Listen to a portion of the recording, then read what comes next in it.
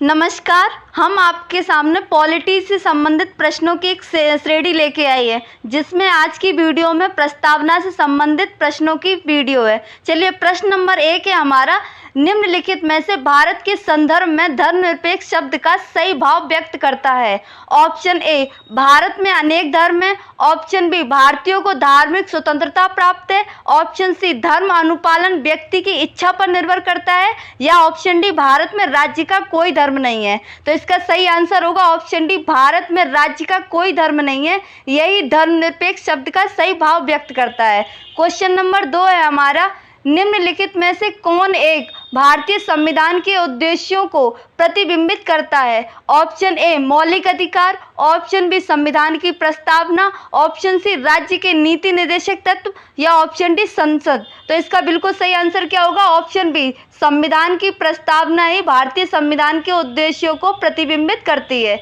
चलिए, question number 3 है हमारा, भारत में लौकिक सार्वभौमिकता है क्योंकि संविधान की प्रस्तावना आरंभ होती है। तो ऑप्शन है प्रजातांत्रिक भारत शब्दों से। ऑप्शन बी, जनता के जनतंत्र शब्दों से। ऑप्शन सी, जनता के लोकतंत्र शब्दों से। या ऑप्शन डी, हम भारत के लोक शब्दों से। तो इसका करेक्ट आंसर क्या होगा? ऑप्शन डी, हम भारत के लोक शब्दों से भारत में लौकिक सार्वभौमिकता स्पष्ट होती है। आपको बता दें, जो हम भारत के लोग हैं, यही भारत के संविधान की शक्ति का स्रोत है। कुछ की पॉइंट्स है वो हम देख लेते हैं। तो पहला पॉइंट है, हम भारत के लोग अंगीकृत, अधिनियमित और आत्मापित करते हैं। तो ये प्रस्तावना का कुछ भाग है, जिसका अर्थ है भारत के लोगों द्वारा ही इस संविधान को बनाया, स्वीकार किया गया तथा स्वयं को अर्पित अर्थात अपने ऊपर लागू किया गया है। भारतीय संविधान भारतीय जनता को समर्पित है। तो भारतीय संविधान किसको समर्पित है?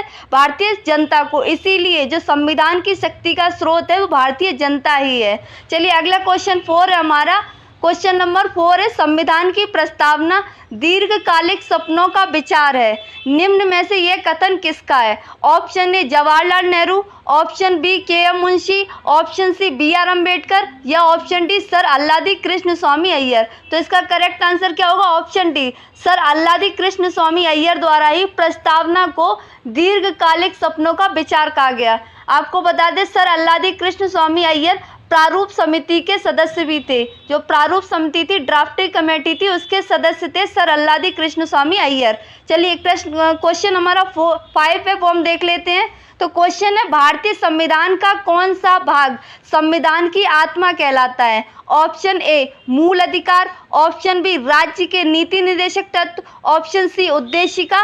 या ऑप्शन डी, संवैधानिक उपचारों का अधिकार। तो इसका करेक्ट आंसर क्या होगा? ऑप्शन सी, उद्देशिका ही भारतीय संविधान की बस आत्मा कहलाती है। तो अगर प्रश्न आपसे पूछा जाए कि इस भारतीय संविधान का कौन सा भाग, तो भाग क्या होगा? उद्देशिका या प्रस्तावना है जो संविधान की आत्मा कहलाती है। किंतु अगर प्रश्न आपसे यह पूछा जाता है कि भारतीय संविधान का कौन सा अनुच्छेद संविधान की आत्मा व हृदय कहलाती, तो इसका आंसर ऑप्शन डी होता है, संवैधानिक उपचारों का अधिकार, जो कि किस अनुच्छेद में आता है? अनुच्छेद 32 के तहत आता है। इसी अनुच्छेद 32 को डॉक्टर भीमराव अंबेडकर द्वारा संविधान की आत्मा व हृदय कहा गया है।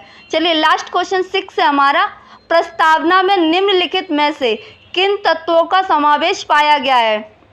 ऑप्शन ए है संविधान का स्रोत, स्वरूप व उद्देश्य। ऑप्शन बी है तानाशाह का स्रोत, स्वरूप व उद्देश्य। ऑप्शन सी है धर्मतंत्र का स्रोत, स्वरूप व उद्देश्य। या ऑप्शन डी, राजतंत्र का स्रोत, स्वरूप व उद्देश्य। तो इसका करेक्ट आंसर ऑप्शन ए होगा, संविधान का स्रोत, स्वरूप व उद्देश्य ही प्रस्तावना में इन तत्वों का समावेश पाया जाता है। Thank you.